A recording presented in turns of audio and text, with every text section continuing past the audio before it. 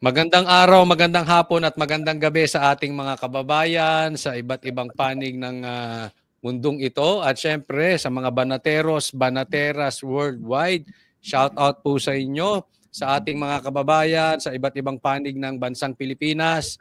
Magandang araw, magandang hapon at magandang gabi din sa inyo. Ngayon, special po ang ating gabi dahil meron tayong bisita na talaga namang napakasikat nito at meron din siyang sariling vlog.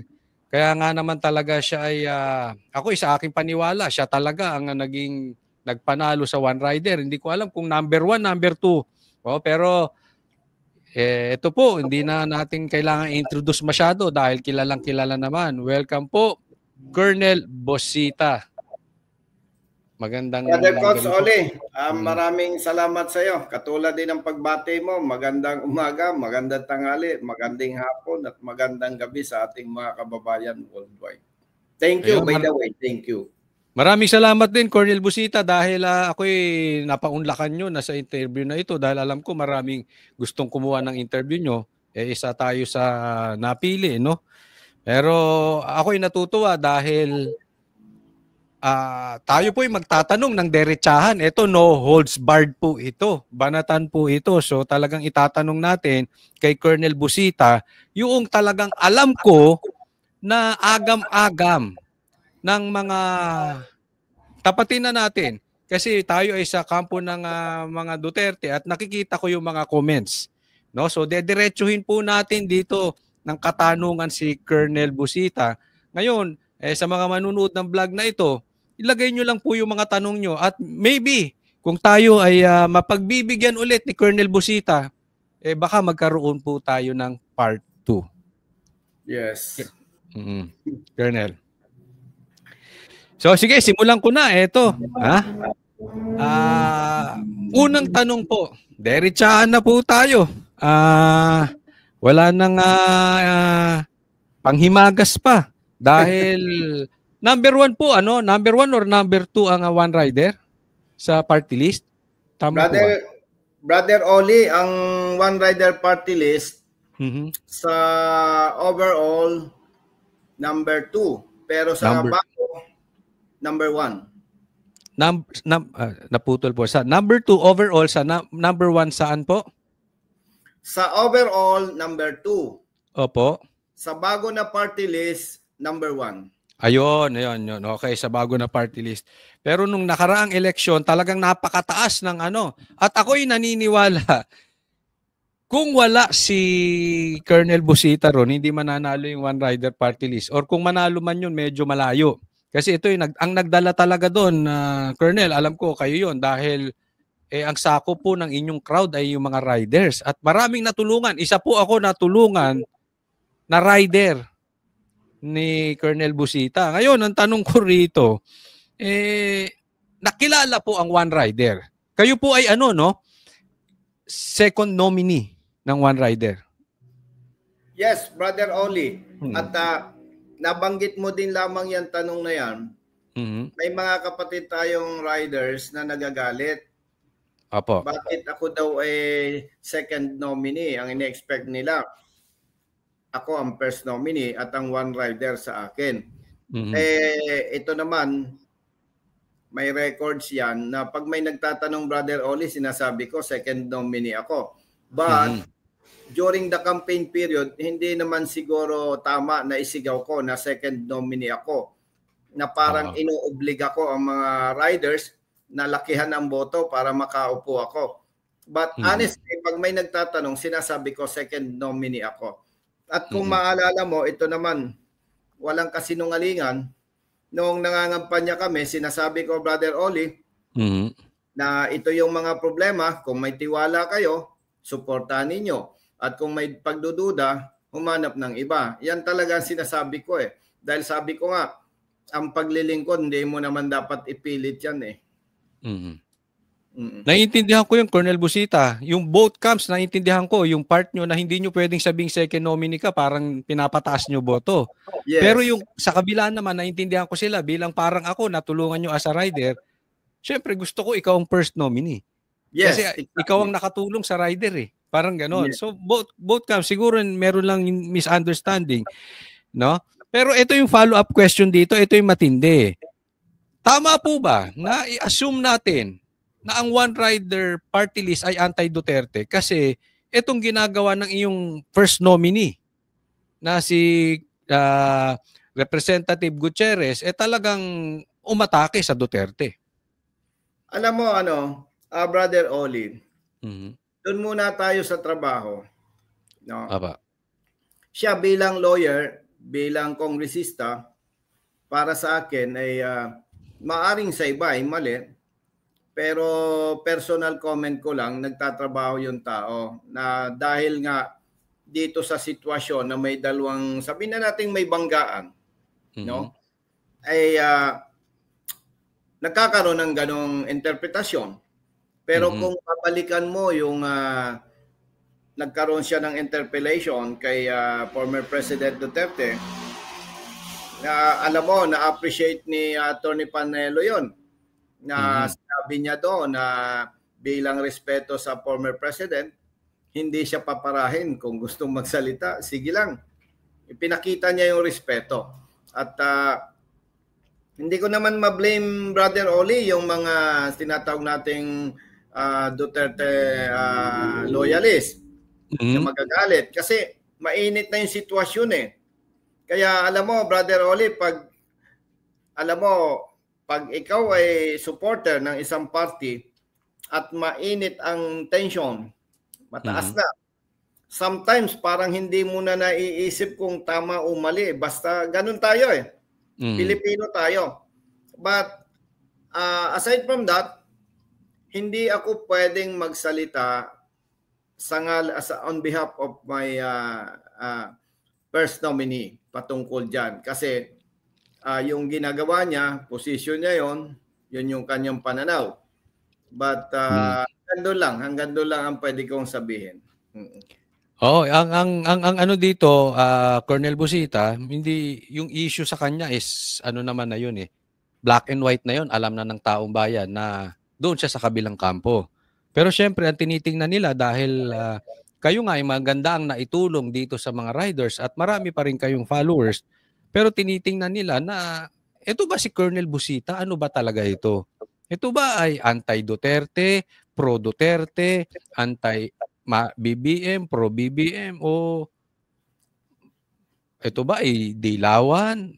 So tinitingnan kasi nila dahil we cannot blame them dahil karamihan siguro ang tingin dahil second nominee kayo ng One Rider, you are just like Representative Gutierrez. Ganito yan, Brother Oli, Apo. Iko-connect ko lang, bilang anak mahirap na talagang magsasaka yung parents ko mata lang ang walang putik. At ako naman, hindi ko ikinakahiya. Lumaki ako sa bahay kubo. At pinalaki kami ng aming parents na may prinsipyo. Simula nung naging military ako, way back 1988, hanggang sa nag-PNP, pag chinek mo ang assignments ko, may tinatawag kasi sa PNP na juicy position Yung parang, yung bang ibinibigay na assignment sa piling-pili, may tinatawag pa kami diyang anak ng Diyos. Pag maganda assignment mo, sabi, anak ng Diyos. At hanggang ngayong naging kongresista ko, naging ugali ko, Brother Oli, na wala akong pakialam sa'yo kung ano ang alam kong tama, doon ako. Hindi ko ugali yung sa pakiramdam ko nga sa sarili ko, pagkakilala ko sa sarili ko, hindi ako politiko. Kasi pag sinabi mo politiko, masyadong yung kahit mali, sumasakay. Alam mo yun? Ako, hanggang ngayon, ang estilo ko, kung ano ang tama, doon ako Ayaw ko kasi, Brother Oli, na pag tinanong mo ko, nagkakabulol-bulol ako dahil mahirap i-depensa kasi yung mali. So ako, hindi mo ko kahit i-background check mo ko, tanuhin mo ko ng kaliwat kanan o ano man ang gusto mo. Hindi mo ako makikita na may kulay. Ibig sabihin may kulay, pumapanig sa kaliwa, sa kanan o kung sino ang malakas. Hindi ko ugali yan na kung saan malakas, doon pumapanig. Talagang ako may prinsipyo na hindi ako mahilig sumakay, hindi ako mahilig luminya kung saan malakas. At hindi talaga ugali ko ang mamulitika. Hindi talaga. Ano yan? Talagang totohanan yan. At kaya kong tumingin sa taong bayan ng mata sa mata na talagang kaya kong panindigan yan na hindi ako politikong tao. Ito pong inyong inyong pagtakbo ay kasali ba kayo sa partido, independent kayo? Independent. Independent. Oh. Ibig sabihin independent, Brother Oli, iba ang setup ng party list ngayon. May pinagong palisiya ang COMELEC. Before, pag ikaw ay sabihin nating minalas, maybe after 1 year, pwede kang bumalik, gagawan lang ng resolution, isisingit ka, makakaupo ka ulit. Ngayon, iba. 10 ang nominee, hindi pwedeng dahil gusto ni Colonel Busita bumalik halimbawa, hindi pwede sa palisiya ng COMELEC. Ibig sabihin, tumatakbo ang senador, independent, sabihin na natin, war scenario, minalas, parang boxing kan eh. Huwag mong sabihing magaling ka, pag na-knockout ka, malas mo, knockout ka. Pagka nalaglag ako bilang kandidatong senador, definitely, wala akong partidong babalikan. Wala talaga. Zero. So, sa madaling salita, talagang kayo ay trabaho lang, no? Walang kulay, ika nga, gaya ng sabi ninyo. Walang kulay. Walang kulay. Ngayon, ang tanong ko naman dito, patungkol sa ay, ang one-rider party list ba?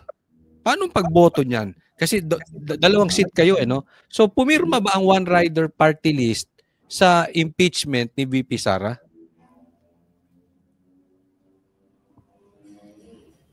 Nawala yung sound mo, Brother Oli. Okay. Yes. Ulitin ko, no? Medyo may Okay. Yung ano po ba, yung inyong yung inyong party list do. So 2 seat yan. Yan ba ibig sabihin na meron kayong parang dalawang nakaupong congressman? Yes. Diba?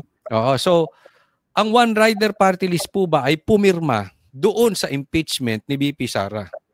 Hindi one rider party list. Si Congressman Rhodes Gutierrez pumirma. Na representative ng one rider party list. Pumirma. Yes. Ibig sabihin, kaya kinaklarify ko kita, Brother Oli, ang pumirma ay one rider party list.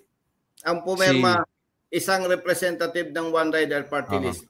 At, Brother Oli, paglilinaw sa'yo, Opo.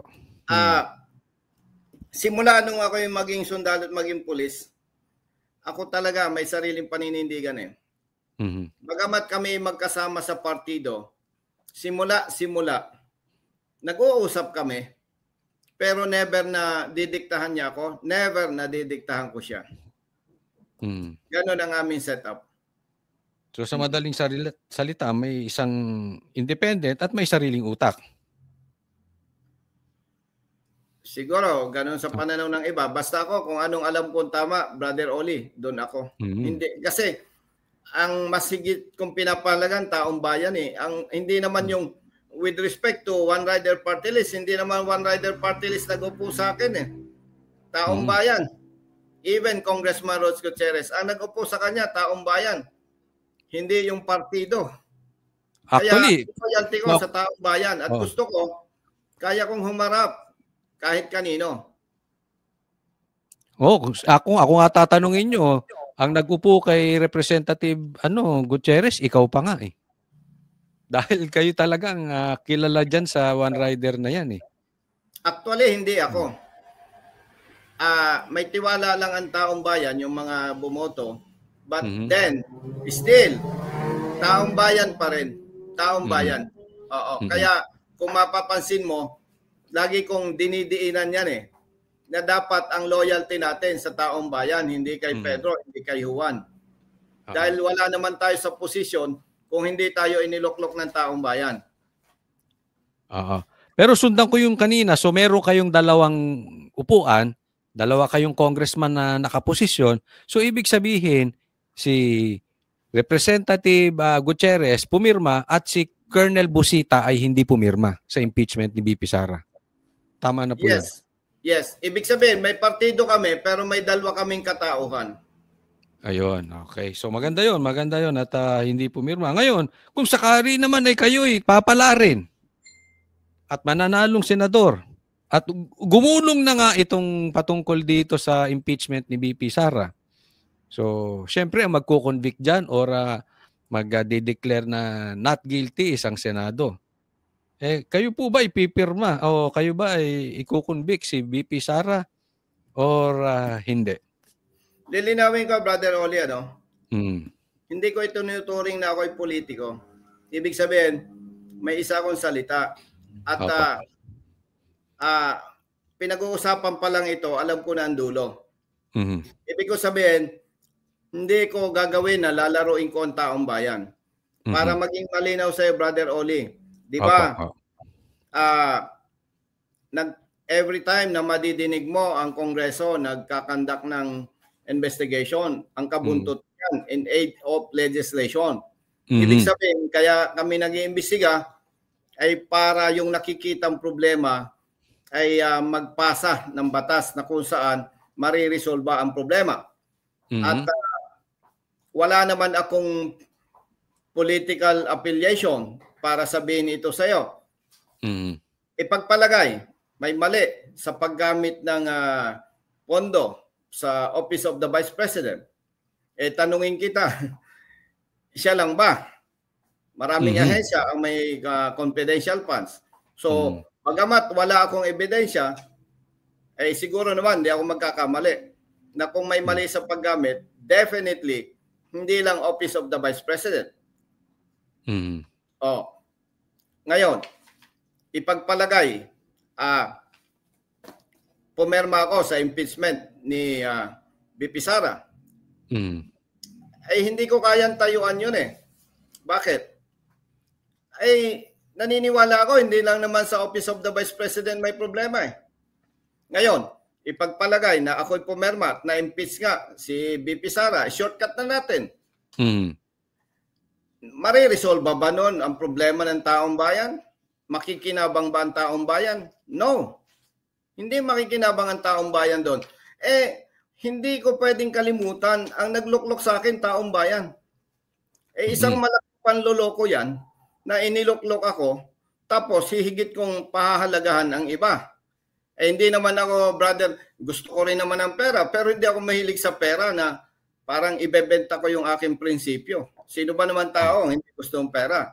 Pero kung prinsipyo ng pag-uusapan, kalimutan muna natin ang pera. Kasi nagbibiro nga ako sa mga kaibigan ko. Kung sana pag namatay, madadala mo sa hukay yung pera. Baka pumirma na rin ako. Para pagdating sa kabilang buhay, di VIP ako. Hindi naman madadala eh. Ibig sabihin, prinsipyo ito. Oo. Kaya yung sinasabi mong kung pala rin at makarating sa Senado, maninindigan pa rin ba ako? Alam mo naman, naka-record yung video na yan. Hindi ko kailanman, kahit sa guni-guni, hindi ko naisip na dadayain ko ang taong bayan. Madidisgrasya yung mga pangarap ko na paglilingkod, madidisgrasya yung mga gusto kong maresolba kapag niloko ko ang taong bayan. Mabigat yon. Mabuti pala kung sa 6-year period, yung pangarap kong gawin para sa taong bayan, magagawa ko. Siguro, pwedeng dadayain ko ang taong bayan. Pero hindi eh.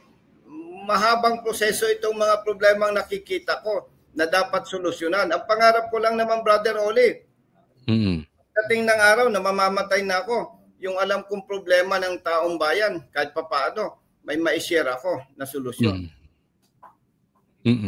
Actually, gusto ko yung narinig ko sa inyo, Colonel Busita, dahil kami naman ay patas din. Kasi sabi ko nga, pwede nyong imbestigahan kung gusto ninyo ang confidential funds. Pero imbestigahan nyo lahat. Para kasi na-focus tayo ang ating gobyerno ngayon sa puro si Sara. Parang lahat ay mabait, lahat santo. Si Sara, BP Sara ay demonita. Ganun ang spin na lumalabas sa ano. Kaya yung tao ngayon, hindi natin masisi kasi kaya lumilinya eh. Ano ba? Saan ba ito? 'Di ba? So doon ang anuhan yan. At tama naman po kayo. Kasi nga kung pipirma kayo at puro si BP Sara lang, wala ring maitutulong sa bansang Pilipinas. Ayun, Definitely. oo. Patungkol naman dito dahil sa pagtulong. Opo, sige. Brother Oli, sundan ko lang yung sinabi mo, no? Sige. Kung sasang-ayon ako doon sa nabanggit mo, parang pilosopo naman ako. Para sa akin, hindi naman kailangan imbestigahan lahat eh. Para bang naging experiment lang na, parang may problema. Sapat na yun eh, para magsulong ng batas eh. Para sa akin pasensya kung mali ako. Para sa akin, hindi naman kailangan imbestigahan lahat eh. No?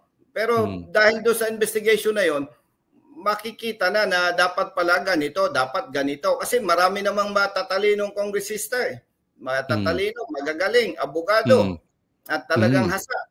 Ibig sabihin, kumbaga sa isang experiment, nag-experiment ka na isang bagay, hindi mo na kailang i-experiment lahat eh. Nakukuha mo yung punto ko. Kasi kung i-imbestigahan naman lahat, baka tapos na yung another Congress, di pa tayo tapos. Parang wasting time. Ibig sabihin, kung maging objective tayo,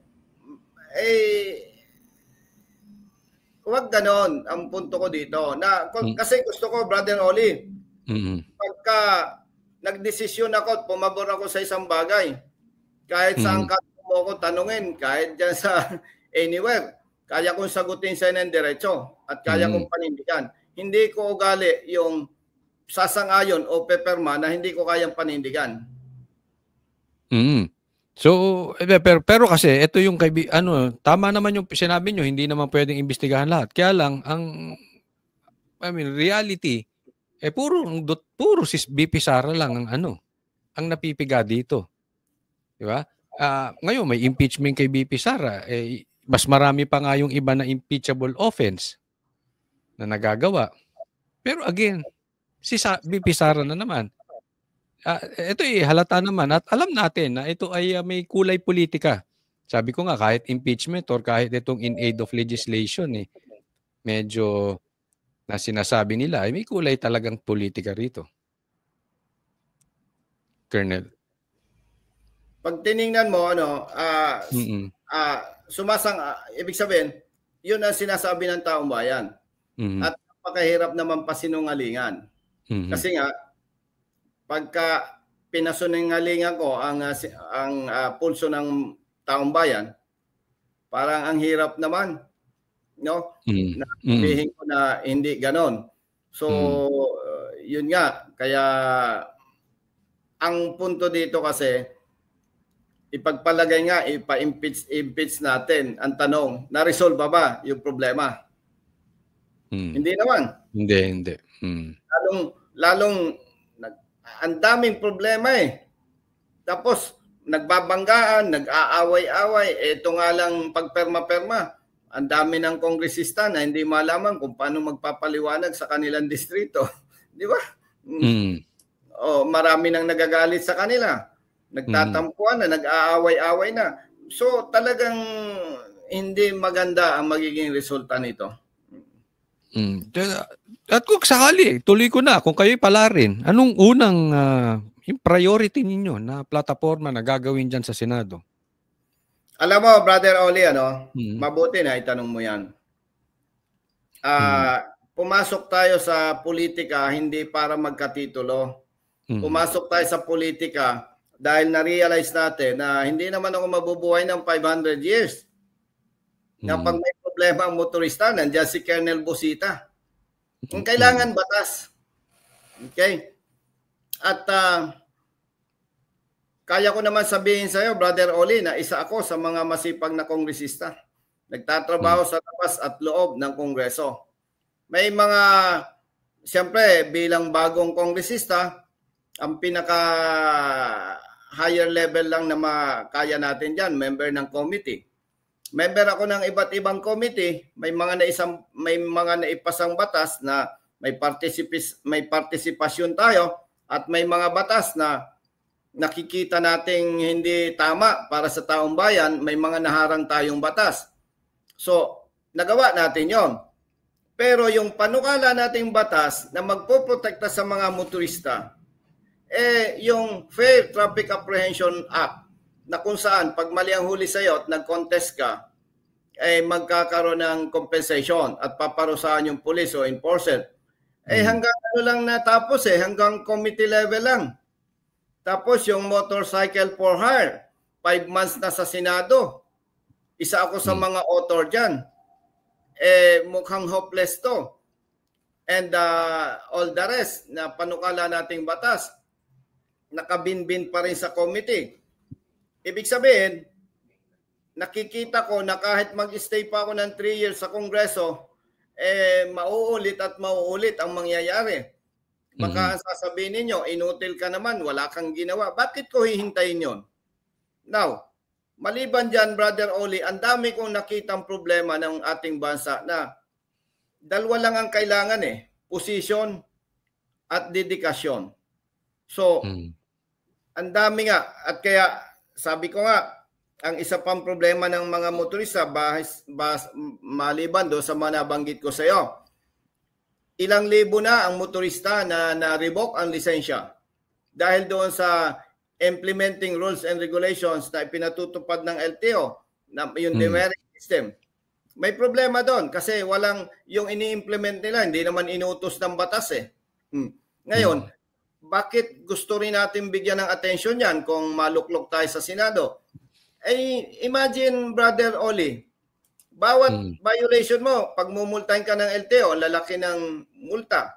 Then, pag nag-accumulate yung demerits mo, outright revocation. Samantalang, ang dami namang napatunayan natin na maraming pulis, maraming enforcers ng LTO, kahit mga opisyalis nila, hindi alam yung tamang pagpapatupad ng batas. So, ibig sabihin, hindi naman ako magsalita nito, Brother Oli, kung wala akong ebidensya Dahil pag kinwestiyon ako, hindi ko kayang panindigan. May mga ebidensya tayo na ang dami ng biktima ng maling panguhuli ng mga law enforcement personnel.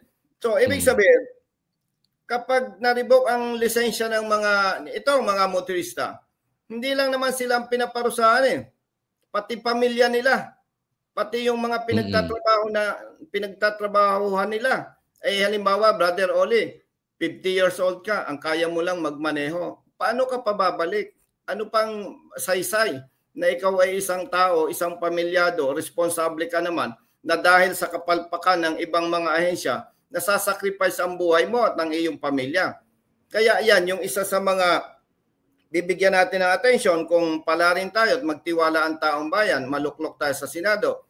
Marami pang problema na mga ipinatutupad ng LTO na dapat ayusin. Kaya lang, pag dinitalye ko ito sa iyo, masyadong mahabang kwento. So, sa madaling salita, Colonel, sa madaling salita, yung mga hindi na aksyonan na dapat yung pinasasa batas dito sa sa lower house, hindi na naasikaso ng Senado, ay itutuloy ninyo. Yes, definitely. Number 1 yun.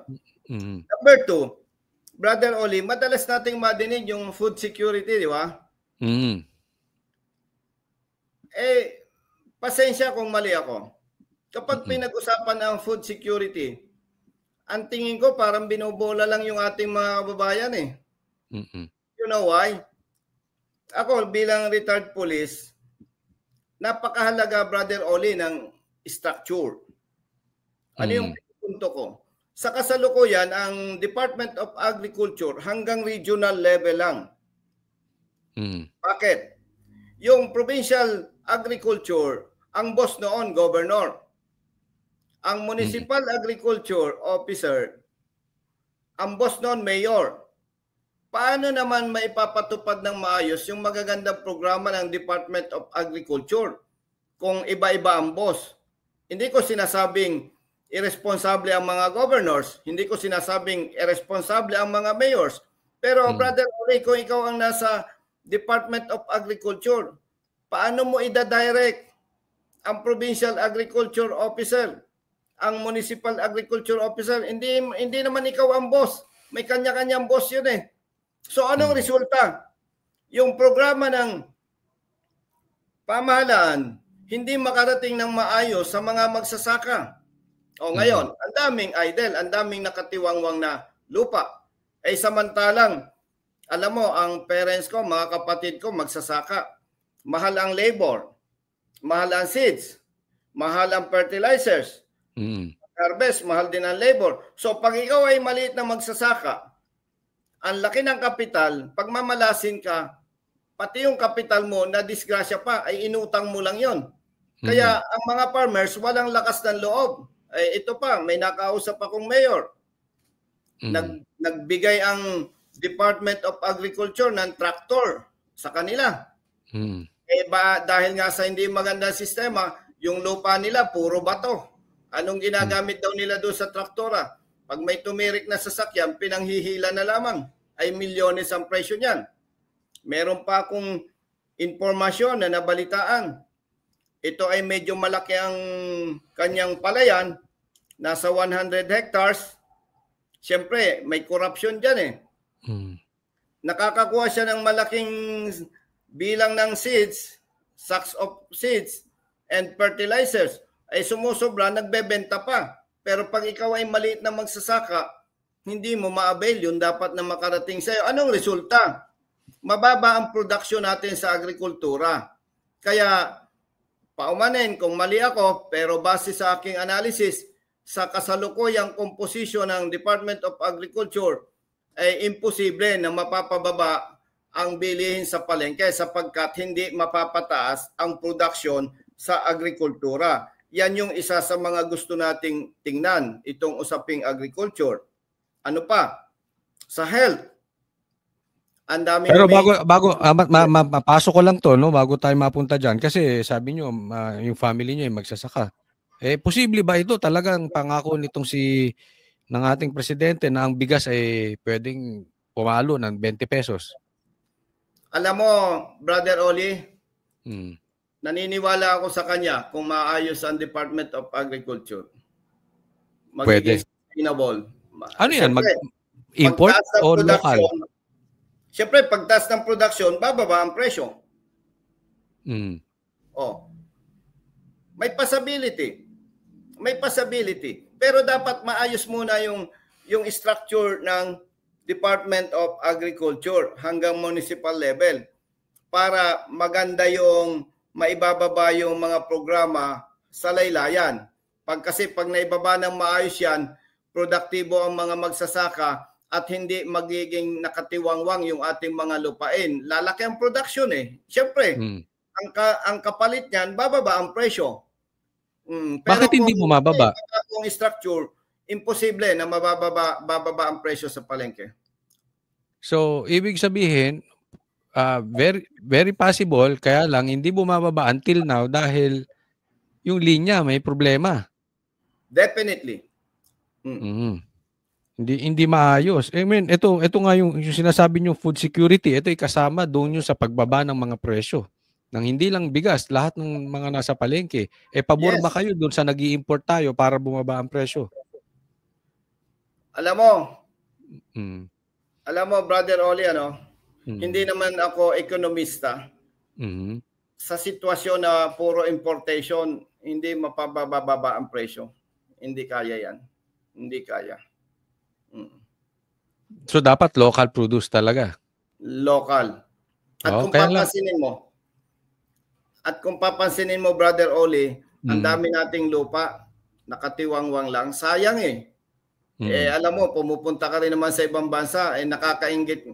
Kung titingnan nga yung ating lupain, kaingit-ingit eh. No? Kahit sa likod mo lang, magtanim ka ng sibuyas at kamatis, okay na eh. Sa ibang bansa ba, may ganyan? Wala. Talagang sobrang nakakalungkot na nasasayang ang ating asset sa agrikultura. Kanina nababanggit nyo yung patungkol dito sa health. So ano naman magandang gawin dito? Dahil ito, kinaiingitan ko rin to dahil pag sa ibang bansa ka, ang problemahin mo lang dyan, yung sakit mo. Dito sa bansa, mas pinoproblema natin, yung gastusin kaysa dun sa sakit. Alam mo, Brother Oli, yung agrikultura, may connection yan sa health eh. Bakit kamo? Eh pagka yung sweldo ng maliit na manggagawa, ang liit-liit na nga ng sweldo, ang mahal-mahal pa ng bilhin sa palengke. So anong nangyayari? Karaniwan, hindi maayos yung pagkain sa pamilya. No, hindi ko naman papangalanan kung anong produkto ito, pero kung araw-araw ba naman yung anak mo noodles ang ulam, tapos babasagan lang ng isang itlog. O anong mangyayari sa kalusugan ng pamilya mo? So affected ang health and ang composition kasi ng health, may problema din yan eh. Anong binabasihan ko diyan? May mga humihingi ng tulong sa atin. Siyempre, mandato natin na tumulong. Nakakalungkot. Bakit kamo? Tumutulong ka pero alam mo, bibilang lang ng ilang araw, mamamatay na rin eh. Why? Malubha ang sakit. Imagine, bata, bagong panganak pa lang, may butas na sa puso, may problema na sa internal organs. Ano pang aasahan mo doon? Magiging productive pa ba yon? Makakatapos pa ba ng pag-aaral yon? So, kung madidinig mo, marirecall mo, Brother Oli, may tinatawag na prevention is better than cure. Tama, pero tama. Hindi natin maramdaman eh. So, dahil dyan sa problema na yan, nasasayang ang pera ng taong bayan. Kaya dapat yan, bigyan din ng sincerong atensyon itong sa health. So, ito. Babalikan natin mamaya yung inyong mga plataforma. Ngayon, balik ulit tayo sa current events. No? Itong patungkol dito naman sa blank items. Puntahan natin. Ito ay malaking iskandalo ngayon na kinaharap. At actually, dinimanda pa nga dito si Speaker dahil kamay daw. Di umano niya. Ito. At walang galawan daw dito kung hindi walang kamay si Speaker at saka to si Saldico. So, anong masasabi nyo dito sa blank items? Dito sa budget? Alam mo, Brother Oli, hindi ko kasi ugali yung magkomento sa bagay na hindi ko talaga alam. Unang-una, hindi ako member ng BICAM. Hindi ko nakita. Kaya yung balita na yan, maaring totoo, maaring hindi. Pero dahil tinatanong mo ko, isa lang ang pwede kong ibigay na opinion sa iyo dyan.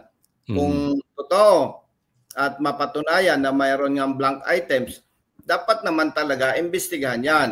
At kung maimbestigahan, dapat panagutin kung sino ang nagkasala. Hindi pwedeng ganun-ganun lamang. Pero kayo, wala kayong nakitang... kasi di ba may mga kopya kayo at dinidiscuss ito ng mga congressman at ng Senado. Bago pa nga ito pumasok sa BICAM, wala kayong nakita na blanco. Sa parte ko, wala akong nakita na dito sa na to, pinag-uusapan na to. Yan, kasi ito'y ngayon at ako isang ayon. Kaya nga nabanggit ko dito na kaya lang ang problema dito may demanda at tama, dapat may managot dito. Kaya lang tatagal. Yun ang magiging problema natin. Isa pang problema natin yan, yung hustisya dahil for the meantime, kung illegal man yung pagkakaano ng budget na yan, magagamit na. Pumasok na eh. Kung hindi naman, maganda rin madesisyonan para malaman din ng taong bayan yung katotohanan kung totoo o hindi. Di ba? At dapat naman talaga yon. Dapat naman talaga yun. At saka, wala naman ako nakikitang mali doon sa aksyon na ginawa ng ilang mga concerned na official sapagkat pag sinabi mo namang nag-file ng demanda, hindi naman ibig sabihin guilty na at may due process naman eh. Kaya so far, habang hindi pa nakikita at naimbestigahan, ako'y naniniwala na dapat naman talaga na maimbestigahan para maging malinaw at kung may makita na pagkakamali, mapanagot naman ang nagkasala. Komentaryo po dito sa binanggit ni Presidente Marcos na yung ibang kandidato daw sa Senado ay para lang pinabili ng suka.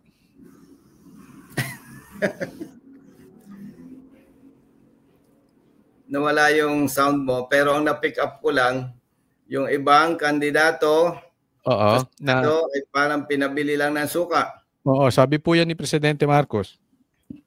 Sinabi niya yon, ibig sabihin may batayan siya. Ako naman, hindi ako makapagsalita ng ganyan kasi wala akong batayan.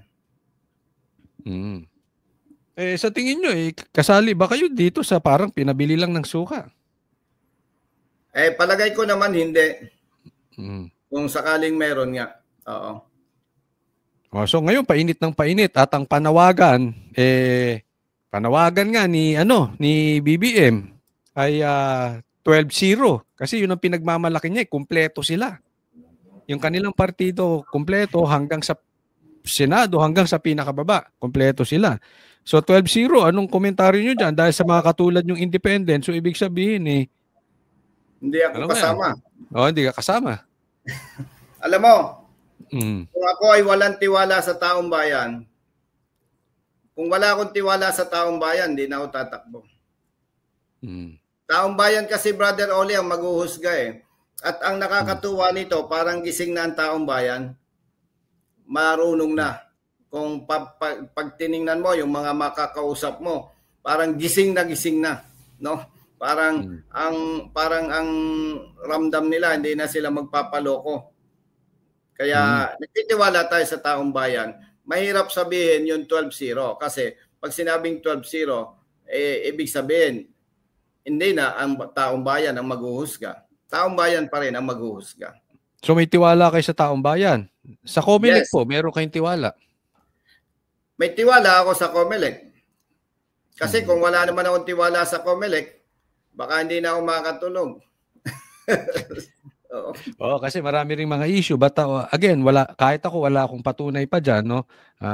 Pero talagang very concerned ang netizens dyan na talagang naniniwala sila na posibleng magkadayahan. Kaya nga sinasabi ko dito, kung meron kayong gustong iboto, ikampanya nyo kasi ang protection mo talaga sa dayaan, it's beyond our control. Talagang kailangan mong tambakan.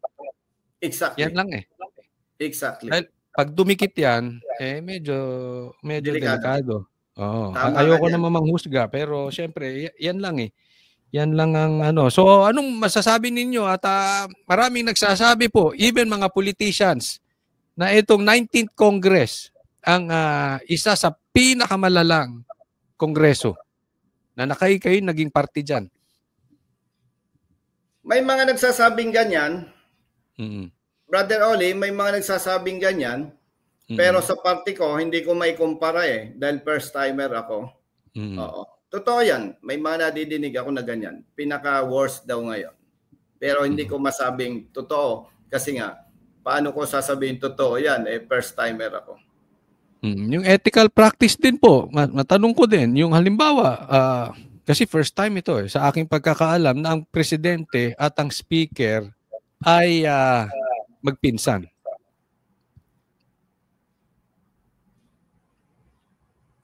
Nawala ka, Brother Oli. Nawala. Ulitin ko. Patungkol dito sa House, no? Sa 19th Congress at isa dito sa sinasabi nilang issue dito na ethical practice dahil magpinsan po ngayon lang nangyari ang isang presidente at ang speaker. Kaya nagkakaroon ng kontsabahan. Yes, para sa akin kasi para sa akin meron tinatawag na trust and confidence Pag nandun yung trust and confidence mo, para sa akin, okay yon. Pero pag inabuso, doon may problema. Oo. Yun lang siguro ang mali doon kung sakali na inabuso nga. Pero kung hindi na abuso, ibig sabihin, okay lang. Of course, sa batas pwede, no? Bata yung ethical, yung delikadesa.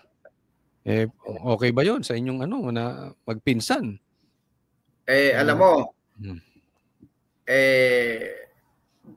para sa akin, respeto sa presidente, kung sino man ang naging presidente, maaring sa iba ay mali, pero hindi naman natin pwedeng questionin. Unless may nakikita tayong mali, pwede natin questionin. At yun nga, unethical kung talagang may pang-abuso sa posisyon, lalo pa nga at kung magkapamilya. Balikan natin itong binanggit mo kanina na patungkol sa One Rider. So ako talaga kahit dati pa nanonood sa inyo patungkol sa riders, no? So balikan natin itong issue ngayon ng riders. Ano stand nyo po rito? Kasi kamakailan lang talagang may nag-Superman dyan sa Marilaki at may namatay. Ngayon hindi ba pwede nating solusyonan itong problema sa Marilaki dahil talagang linggo-linggo na may namamatay dito or na-aksidente. Brother Olin, nung ako'y nasa active service pa, may record naman yan eh. 2019, no? Bagamat hindi ako assigned sa Rizal, nag-coordinate ako sa provincial director ng PNP sa Rizal. Nag-coordinate din ako sa LTO and LGU. Ilang sunod-sunod na weekends, nagkaroon kami ng joint operation. Madali lang naman ang solusyon dyan eh. Ano lang, police visibility. Alam mo, I think, sasang-ayon ka sa akin. Kung ikaw ay maangas na rider, ang bilis-bilis mo, biglang nakita mo may expedient LTO doon sa bago pumasok ng kurbada, siguro yung angas mo mawawala. Mag-i-slow down. So ganun lang naman yun eh. At yan ay napatunayan na natin noong 2019. Ang problema lang, hindi maalis sa ating mga Pilipino yung lingas kugon. After noon, napabayaan na, pag may namatay, andyan na naman. Andyan yung kanya-kanyang EPAL. May mga unity ride pa. Ano pa naman magagawang epekto ng unity ride? Isa lang ang solusyon dyan, Brother Oli. Enforcement, visibility lang. Hindi mo kailangang makipaghabulan. Kasi talagang ang mga motorista, pag walang nakikitang enforcer or police, yung angas nila, hindi nila mapigilan. Yan ay base sa experience. At yan na may totoo. At walang kokontra siguro dyan. Visibility lang. Why? Kung dito bago pumasok ng kurbada, may LTO or HPG, hindi ka talaga, Brother Oli, yung angas mo, halimbawa, hindi mo magagawa. Then, meron kang elements or personnel doon sa bandang dulo. Itatawag mo lang sa radyo yun eh. So, walang matigas na motorista sa disiplinadong police o enforcer. Ang dali ng solusyon dyan. Ang problema lang talaga dyan, lingas kugon ang mga kinauukulan. Hopefully, dahil nag-viral yan, baka ngayon, magtatrabaho na uli sila ng maayos. Ako, dyan agree ako totally sa inyo kasi alam ko yan na lingas kugon, kailangan talaga dyan ng police visibility. Ang problema, tama yun. Minsan andyan, minsan wala. So pag wala, may patay. Pag may namatay, meron na naman pulis dyan, hindi na magkaayos-ayos dyan. Pero hindi ko rin masisi yung ibang pulis. Minsan, pati motorista, matigas din ang ulo eh. Alam mo, Brother Oli, alam mo, pasensya, maaring magkaiba tayo ng pananaw dyan. Walang matigas na motorista sa disiplinadong pulis o enforcer. Pero kung pulis ka, enforcer ka, wala ka rin disiplina, may problema talaga. Oo. Isa dyan sa nagiging problema ng mga siguro traffic enforcer or police, no? Ako, experience ko itong checkpoint. Pag ako nakasasakyan, naka 4 wheels, walang checkpoint. Pag ako naka big bike, wala. Dinadaanan ko lang yung checkpoint. Pero pag talaga, kaya minsan pagka may checkpoint, gusto ko mapabilis at ako'y malilate, hindi ako nag-motor. Kasi pag maliit ang dala kong motor, checkpoint yun. Oo. Sa akin parang pero ano bang solusyon natin dyan? Parang unfair eh. Ganito yan, Brother Oli. Nung police pa ako, napansin ko na yan. No? At honestly, hindi ko naman ginagawa yan nung police pa ako. At nung naging congressman tayo, every time na may nakakaharap akong general, binabanggit ko na yan. Yes sir ng yes sir. Kaya kung maalala mo, nadaanan ko yung sa may Cavite, sinita ko sila.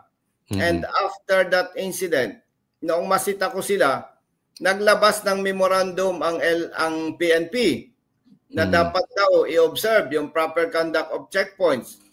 Ang problema, napakasimpleng memo, hindi maipatupad. But in fairness ng PNP, hindi na katulad dati. May mga ganong checkpoint pa rin, pero hindi naman rampant. At ang pangontra lang dyan, Brother Oli, kapag may nakita ang motorista, itong mga riders na ganyan pa rin ang estilo ng checkpoint, simple video lang and picture. Ipadala sa akin kasi may mga nasibak ng chief of police dahil may nagpadala sa akin ng picture nitong checkpoint. Mayroon ding video. Ay dinedirekta ko yan sa regional director at hindi naman nila binabaliwala yan, sinisibak ang chief of police. But now, meron tayong election period, hindi na nila magawa ngayon yung kanilang maling ginagawa dati. Nagsisita na sila ngayon ng mga four wheels at iba pa mga sasakyan.